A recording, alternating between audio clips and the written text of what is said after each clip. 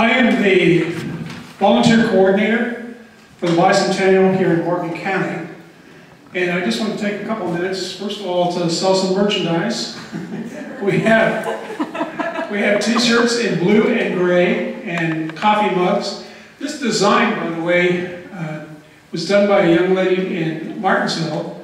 It's the outline of the county, and the white lines are the outline of the townships.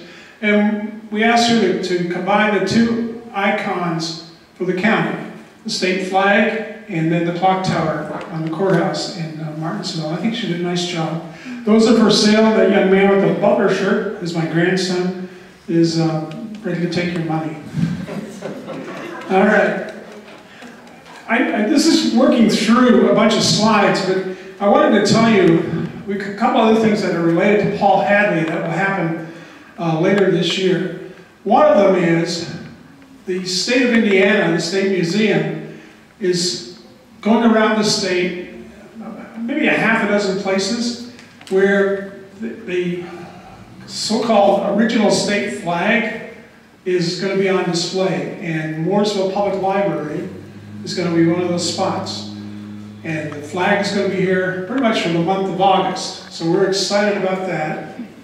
The other thing that I wanted to tell you real quick, this week begins the production on an Indiana state marker for Paul Hadley and the Centennial of the state flag. Once that is finished in production, we will come back and let you know about a dedication of that marker. The marker itself is going to be erected at Indiana and West Main Street, or East Main Street. Yeah, East Main. They're in the Paul Hadley mini park. So look for some information in the paper about that as we get the date set for that. So, a big Paul Hadley year here in Mooresville, and rightfully so. Diane? Thank you, Dave. Thank you. And is Susan Haynes here? There she is. Susan, stand up.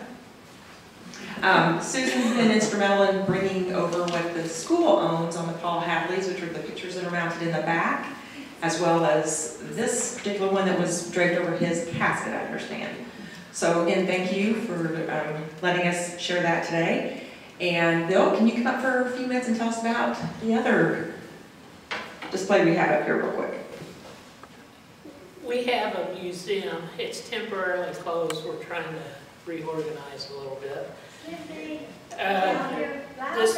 This was, yeah, a little closer to you. This template was pieces from Paul Hadley's family that they gave to the museum. And if you look at it from a distance, it looks like it's cloth, but it's actually pieces of cardboard. So, thank you. Yep. I'd also like to introduce Mark McLeish. Where's he sitting? Mark. Oh, there you are. Sorry. And I think Mark will be doing a little bit of painting out on our beautiful court later, so if you want to go out there, and we'll have some supplies here if anyone wants to try their artwork at it as well, so we'll do that a little later. And then Mr. Evans and his family own the studio home of Paul Hadley, and we'll have tours available there if you want to drive over, and he'll take you through. So we might need help with this through the home. Thank our sponsors, Panelists Sidman here in town, Myers out of Heartland Crossing, and of course our own friends of the library. So we appreciate that. So without any further ado, I want to go ahead. I'm sure I probably missed someone, and I'm sorry, but thank you all for coming. So what we plan to do is to introduce our panelists, and we've got a little video to show in between the panelists to help explore some of the extra stories, and Bill had that together for us. So Don, we're going to go ahead and start with you. I think your phone should be working as I work on this one.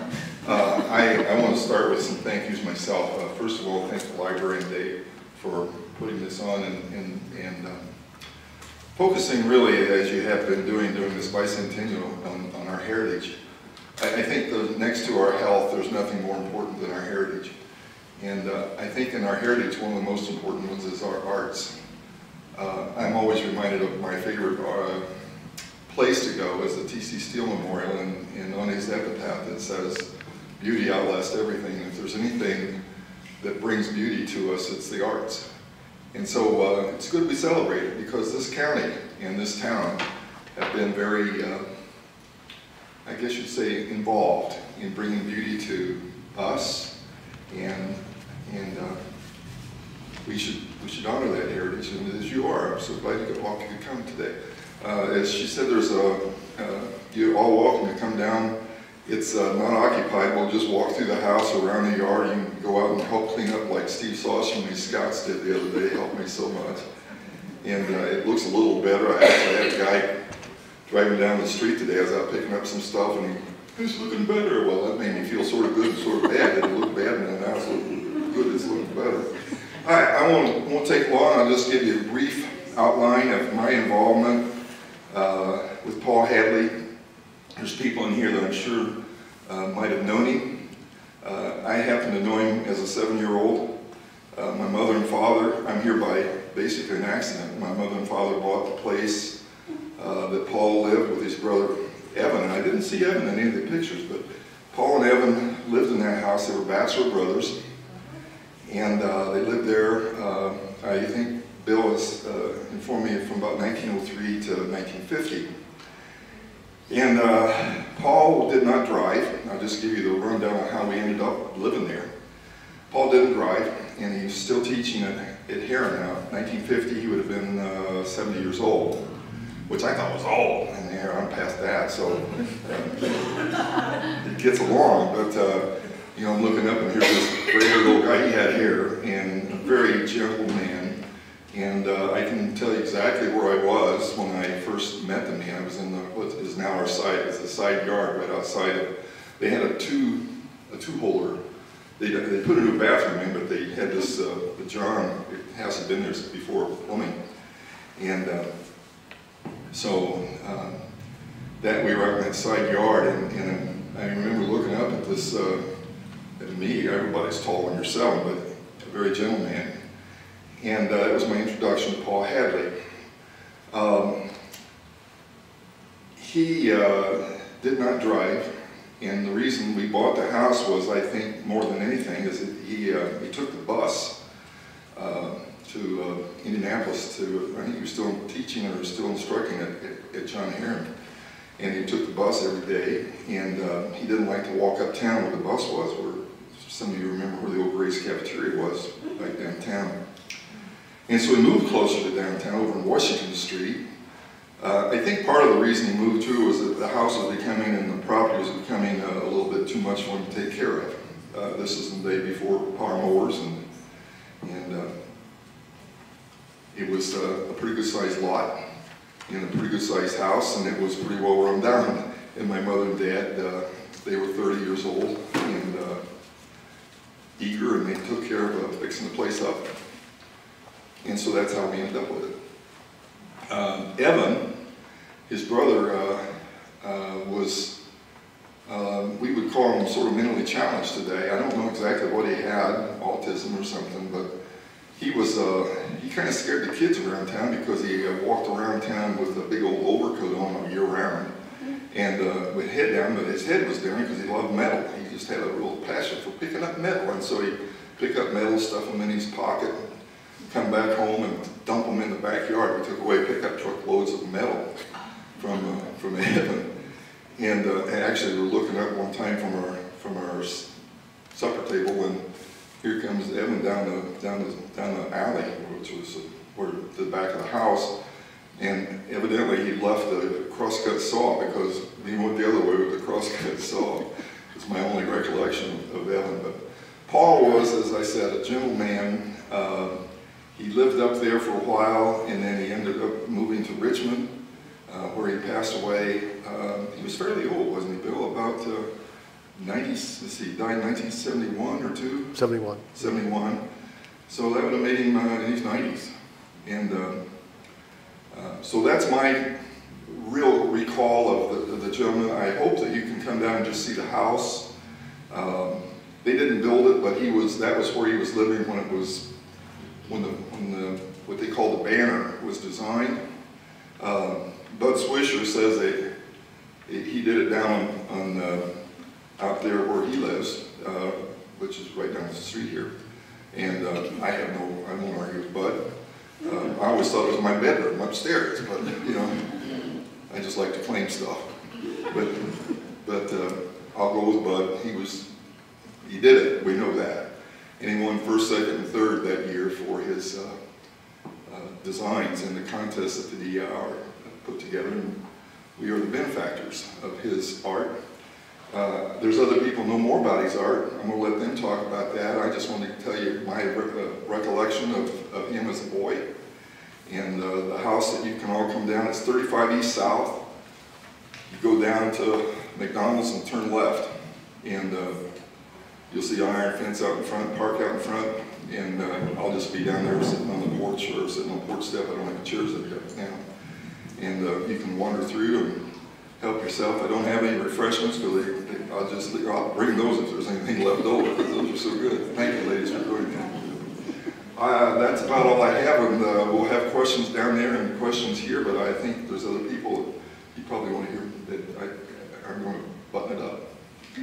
And we will have maps available if you want to do a self-guided tour, because I think there's one home that he actually designed that's on Lockerbie. So if you want to drive through that, drive past it. First, we did not ask those people if we could go in their house, so but you could do a drive-by. I think that house, if I'm not mistaken, at one time, his cousin, and I'm thinking right, I think it was relation. I was cousin, I was Clifton Wheeler, and that was at one point his house, and then that big one over there, right, what we call the Keller Williams house, there on the corner, right across from right there on South Indiana Street, where the Keller Williams house is on High Street in South Indiana. Well, first of all, I want to say thank you for letting me participate today, and for all that the library is doing with these forums. It's just fantastic. And to Dave Reddick, too, because I've worked with Dave a little bit, and personally, I don't know how you're doing all you're doing, Dave, because he's just had a lot of responsibility with all the celebration, but it's great. I'm from Martinsville, but I have a lot of admiration for Mooresville. I think it's a wonderful city, and there's a lot of Indiana history here, and you're very progressive here, and it's very impressive.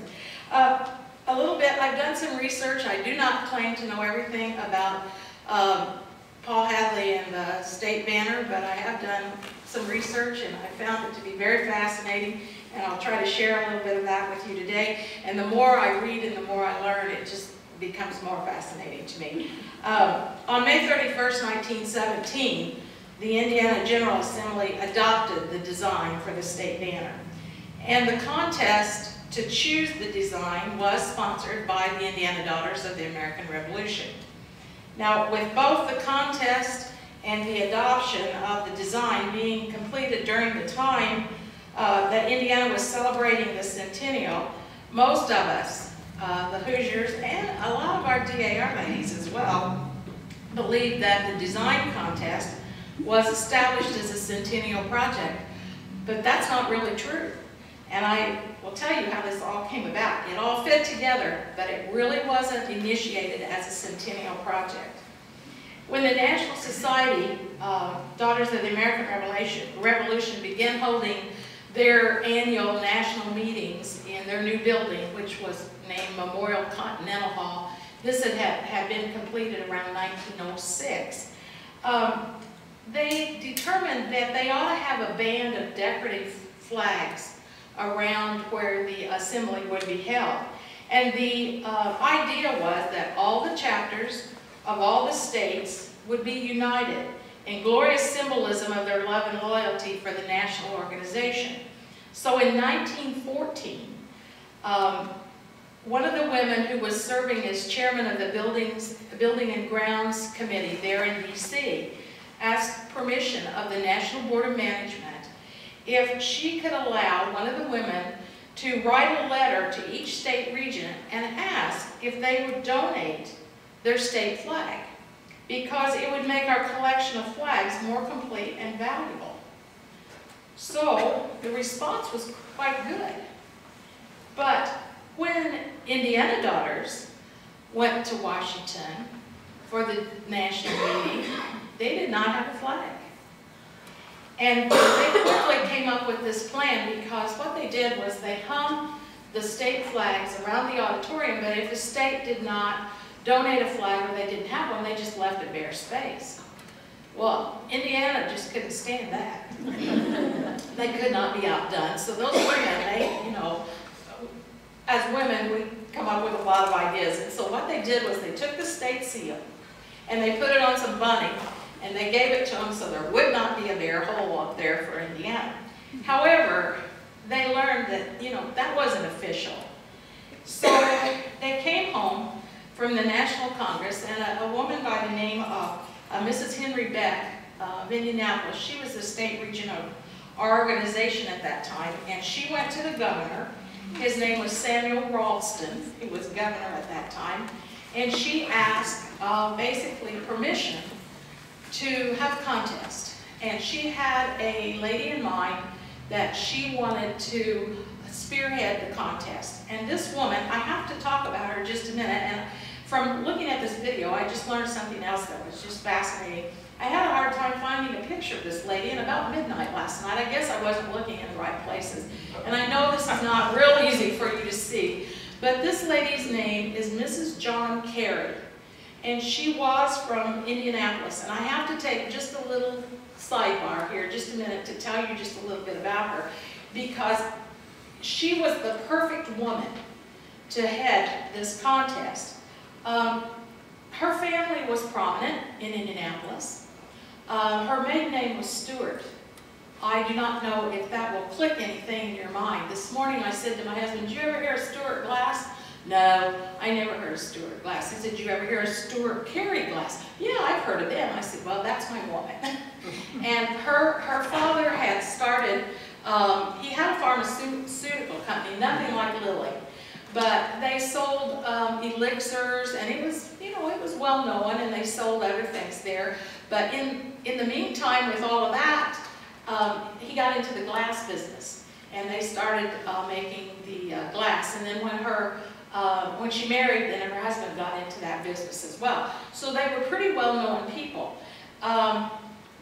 It was interesting that she was a cousin of Booth Tarkington. Now, I knew that fact, but I'd forgotten about Mr. Hadley designing the home for Booth Tarkington. I mean, to me, that's just a really interesting a fact to learn about these people. So she was involved in a lot of different activities as well as the D.A.R. And as you learn a little bit more about her, you will find that she eventually gave the home that she and her husband lived in for the Children's Museum. So she is credited with being sort of the founder of the Children's Museum. She had been to Boston, she had seen the museum there, and she felt Indianapolis needed a museum for children. So she was wealthy, but at the same time she was very sharing with her money, and she liked to promote things that were good for the community. So she was, to me, she was an ideal woman to head this contest. So what they did was they proposed this statewide contest that would be open to all Hoosiers. And here's what was said about the designs that were to be submitted.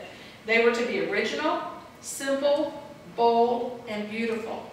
And Mrs. Carey offered $100 to be given to the person that won the contest. And you know, at that time, $100, I mean, I'd take $100 if somebody wanted it. They wouldn't give it to me for my artwork, I can tell you that. But, you know, that was quite a bit of money at that time. And over 200 designs were submitted.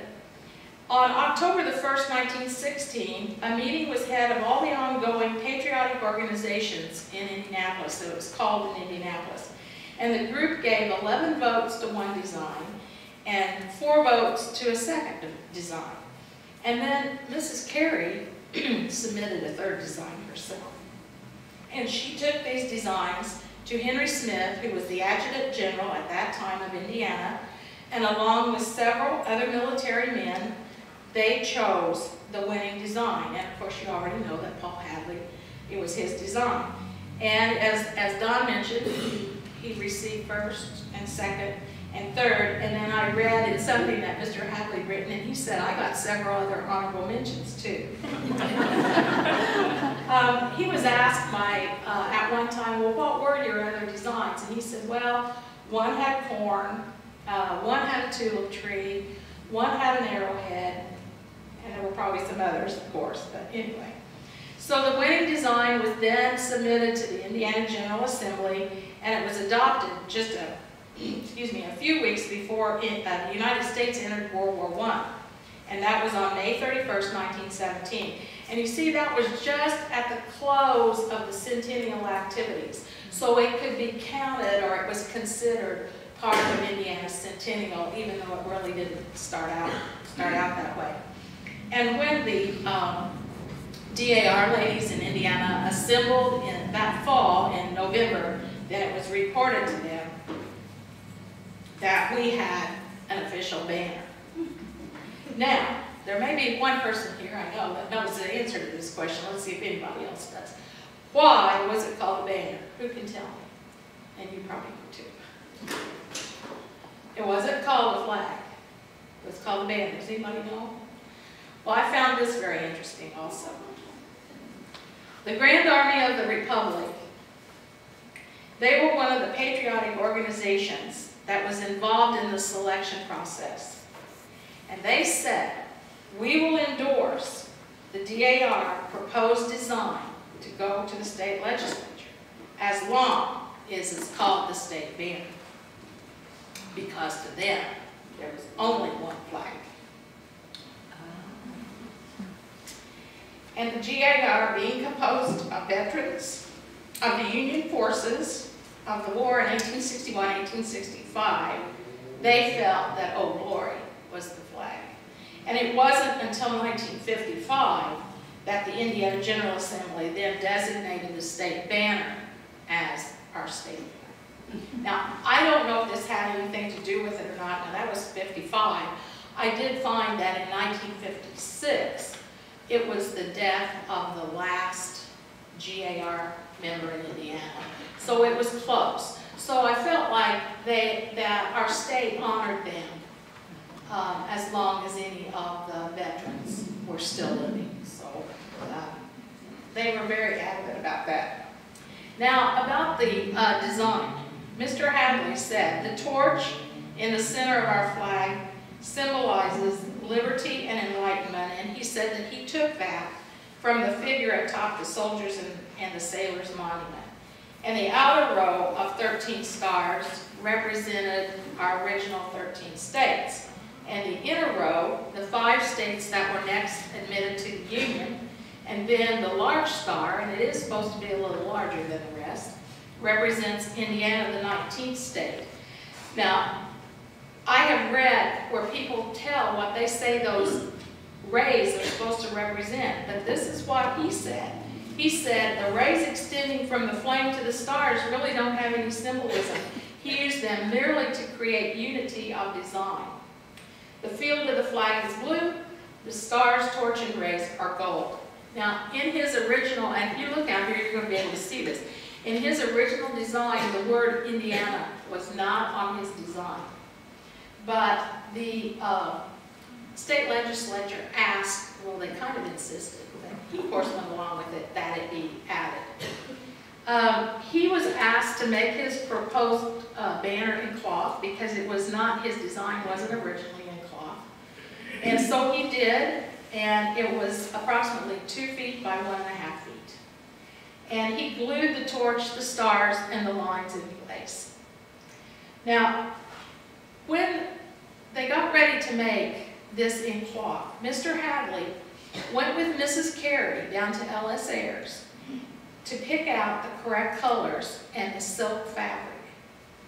And does anybody know where the very first banner was sent? It didn't go to D.A.R. Continental Hall. Excuse me. Anybody know? Okay, we were involved in World War I, and so they chose to send it to the battleship USS Indiana. And I don't know, and I'm going to hope to learn, but I don't know where all of these, what's original, what's being considered original, you know, where that one went. I haven't learned all that yet, but I'm hoping that I can find out. And the Indiana banner did not go to Washington, to our D.A.R. buildings, until 1919. It's been a real interesting story to learn about Paul Hadley and this banner. I'm sure there's more to learn. I am going to, I'm sorry I don't have large photos for you to see, but just for a little fun, I'm going to pass these around so you can see what Memorial Continental Hall looks like. You can look at the entryway. It's a beautiful, beautiful building.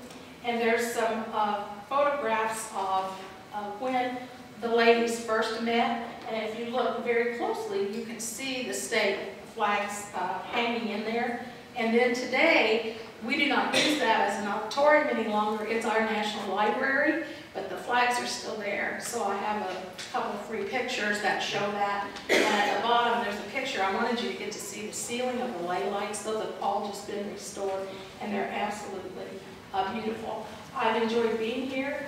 I don't know if you have any questions. I probably told you all I know. So. But thank you very much. Most enjoyable.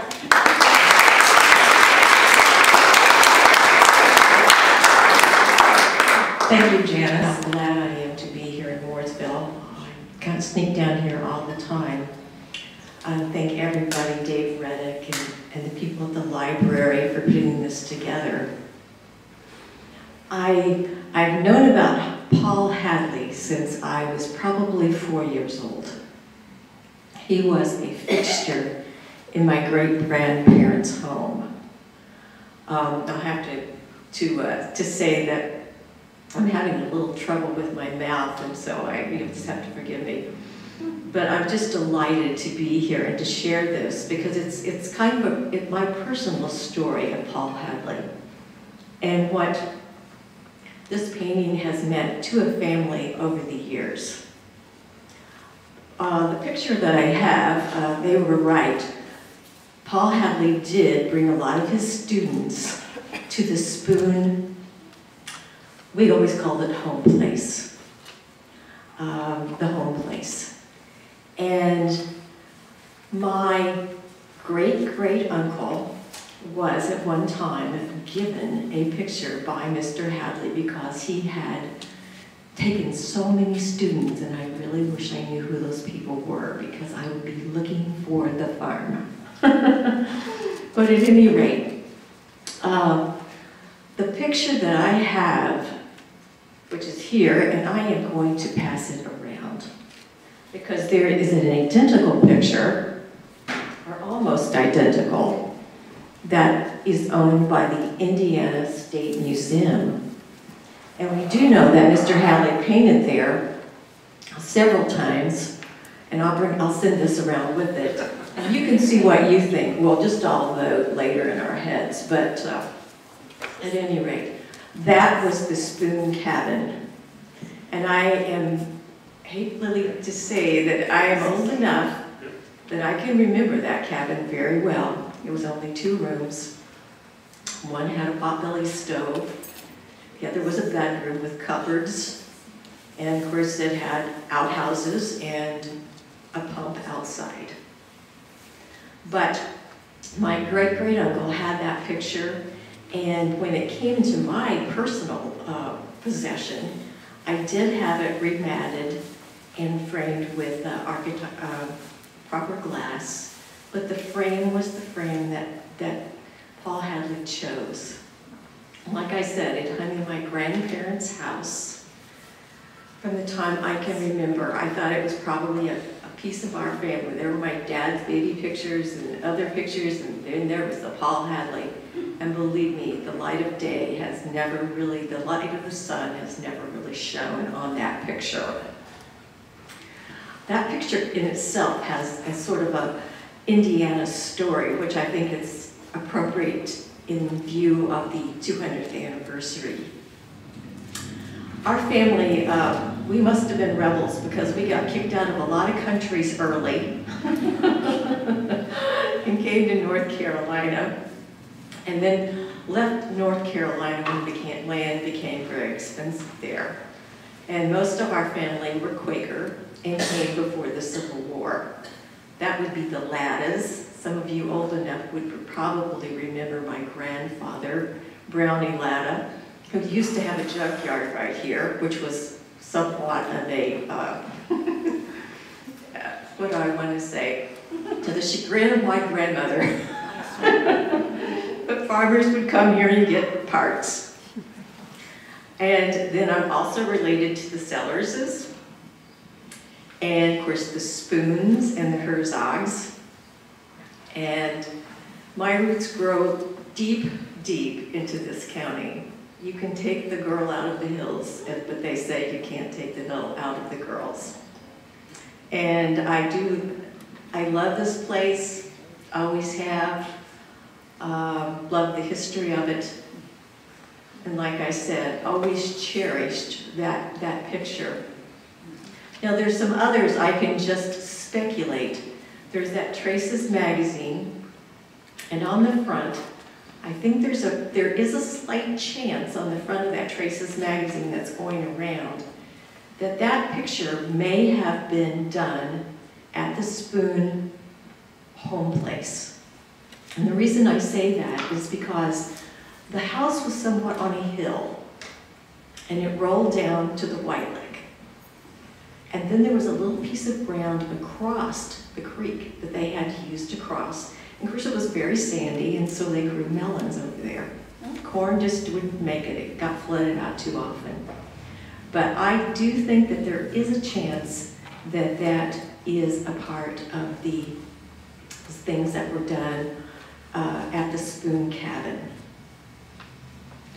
I would also like to say that when that picture was presented to my great-great-uncle, he immediately gave it to his sister, who was Martha Sellers. And because he was a bachelor at the time, and his sweetheart had died in the influenza epidemic of 1817, 1818. And so he never married, but continued till his death to live in that little cabin. Now the startings of that little cabin go way back. In fact, they go to the Civil War, and they go to Morgantown, and the Pratt family and the Young family, who were early settlers in Morgantown. And upon my 4 great-grandfather's death, William Young, in the Civil War, he was a part of the 118th Infantry from Indiana. His widow was given a pension, and she purchased that cabin. So my great-grandmother, my great-great-grandmother were all born in that house. And I can still remember the day that house went down. My father took a wild notion that after Uncle Herb had passed, that house should go because they were going to build another small house there. And he called all kinds of consternation within the family because he didn't unload anything in the house. So all that we really got pulled out of there was an old pie safe that sat on the back porch, which is now charbroiled, but we love it very much. And there weren't any more Paul Hadleys, but we lost quilts, we lost a lot, and my great-grandmother was not very pleased with them. But as I say, Paul Hadley has always been a part of our family, and his graciousness and his talent are something that Mooresville really should celebrate. And I'm so glad that people like Becky Harden, I hope she's looking down upon us today, because she did so much to preserve so much of the rich, rich heritage that we have about Paul Hadley. That really is about all I have to say, except I had to be here today because I've never seen Spoon's Gate. My grandparents would say, now there are pictures of the home place hanging up in that old high school building. I hope they don't get rid of them. And I'm thinking, oh, I hope they don't either. Then they went to administrative offices. So I've been waiting over 60 years to see Spoon's Gate. So I'm very, very happy today to really be able to do that and to thank Paul Hadley for the rich heritage that he has left with the people in Mooresville to continue through the ages. And again, I want to say thank you And if you were wondering why I look so smart, I know Janice Bollinger. And if you want to be smart, you hang out with her. I hung out with her in 4-H, and now we hang out in the D.A.R. So again, I would like to thank all of you for being so kind to listen to my ramblings. And if you have any questions after the meeting, I'll be glad to answer them. Like I said, we've done a lot of research about Paul Hadley and the pictures. The actual home place is located about a ½ mile down the White Lick Creek from the intersection of 144 and 67. So you go 144 and 67 and go south. So again, I want to thank all of you, and it's so good to be back in Morgan County. Thank you. So I don't know him personally, and I don't have personal stories like the others, which were so enjoyable. I want to thank Diane for inviting me to be here today, though. I have such great respect for his work, and I've always enjoyed listening to stories of people who did know him. I can remember talking to Charlie Nelson about him, and anyone else who could tell me anything about him, because being a watercolorist myself, I am so impressed with the skill of his work. The man was a great painter. He could draw well, which is usually my measure of a great painter. I have to laugh sometimes, and people come in our little gallery of Maine, and they'll say, oh, then these are just paintings by local people, because they're mine and Mark's. And so, at the risk of being rude, I usually say, everyone's local somewhere. And I think that kind of happened in Paul's life as I read about him, and I love the story in Traces, where he traveled. Mr. Glidden had taken him to Madison, and he visited the Lanier home and some other places, and Mr. Glidden was so struck by how reverential everyone was, and how they knew who Paul was and what he had done, and how accomplished and talented he was, and that really wasn't his take on him here in town. So it was his experience that as Paul was much better known away from here probably than he was here for his great paintings. If you do go to the Indianapolis Museum of Art, I know Peggy mentioned the Indiana State Museum having a piece of his, but the Indianapolis Museum of Art has 4 of Paul's paintings, and my personal favorite is one he did on a painting trip out west. It's actually a mountain, but it's in that beautiful, very direct style that he painted in. And if that's not on display, I think their policy is watercolors are at a disadvantage in museums because people think they're not going to last very long if you put them out in the daylight, which really, if they use good materials, they're going to last just fine. But I think if you ask to see Paul's work, they will show it to you, but they don't often display watercolors in museums because of their belief that they will deteriorate. And on that note, as your local framer, and I know there are a lot of Paul Hadleys out there, and doubtless some of you have them in your home, and framing has come a long way in the last 20 years, and if you haven't had your piece reframed in the last 20 years or so, you should seriously consider having that done, because the materials that were used, even as recently as the 90s, will encourage the deterioration of your paintings. A lot of them will have cardboard behind them or be put together with masking tapes, and we know now that those things are very bad for artwork. And also today, the availability of glass that blocks the ultraviolet rays, so that you don't have to worry about the sunlight fading your paintings, is very available. I'm not just trying to part you with your money. I always try very hard to do as little as possible. If you do bring them in to make them, I'll be happy to check them out. And then, of course, you want to keep those original frames, that they have the frames that Paul selected. And that's the big investment in framing, is the frame. So you've got the expensive part, you've got the Paul Hadley painting, and you've got the frame. So if you just let me check those out and make sure they've got the right backing behind them and the right kind of matting on them to preserve them for the future, and that would be good for both of us, and Paul.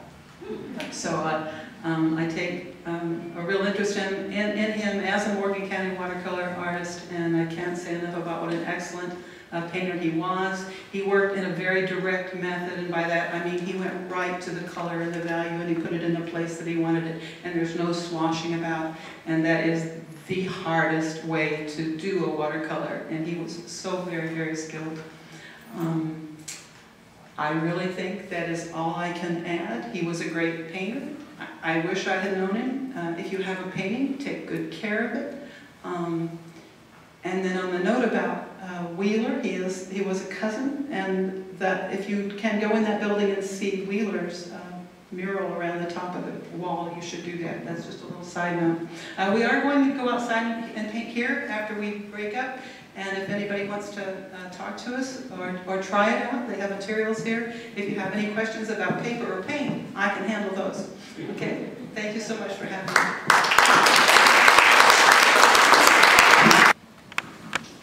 You've answered all the questions. Are there any Hadleys still living around here? Are there any Hadleys still living around here? Anybody want to try and answer that question? Not to our knowledge? There are Hadleys in Monrovia. Hadleys in Monrovia? We don't know if that's a direct descent. Dave, you? Well, there's in my own research, I found that there's really kind of two Hadley families. One out on the way to Monrovia, and then there's Paul Hadley's family. The thing about Paul Hadley is he was a bachelor. His brother was a bachelor. He had two brothers, one of whom his family lives in the Richmond area, and I've been trying to figure out if there are any descendants from his brother's family in Richmond. And then the other one was in Cincinnati. He ended up being the chief librarian in Cincinnati. But Janice, in your research, have you found anything now? Which is unfortunate, because we'd love to have had some family members here today. We just couldn't find any. I bet you had